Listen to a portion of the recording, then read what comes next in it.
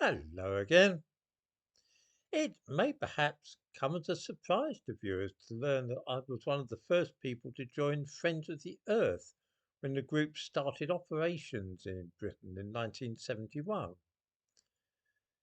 The first protest that year was the Saturday before Christmas when we decided to demand that Oxford Street became a pedestrian area.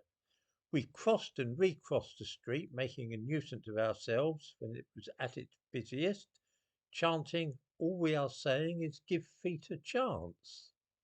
Many of us, including me, were arrested. I mention that to show how far ahead of modern ideas I was, for all that this was over half a century ago. The idea of turning Oxford Street into a pedestrian precinct has recently been revived by Sadiq Khan, the Mayor of London. In the thumbnail to this video, you can see his idea of how it would look, with a black man in a wheelchair being pushed by a Muslim woman. The scheme has not been met with universal approval, though. It is motivated by one of Khan's chief obsessions, which is to say opposition to ordinary people driving motor cars. This is connected to his anxiety about global warming and the need to achieve net zero, a very popular cause with left-wing types, of course. The difficulty is that areas without traffic passing through them, shopping uh, streets, which are pedestrian precincts, in other words, do rather tend to deteriorate until they look like film sets from some science fiction film about a dystopian future.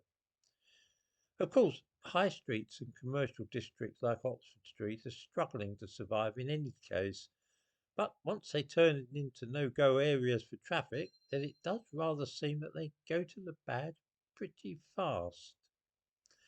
There is something about the lack of passing cars and buses which seems to embolden hooligans and juvenile delinquents and make them think that the streets now belong to them.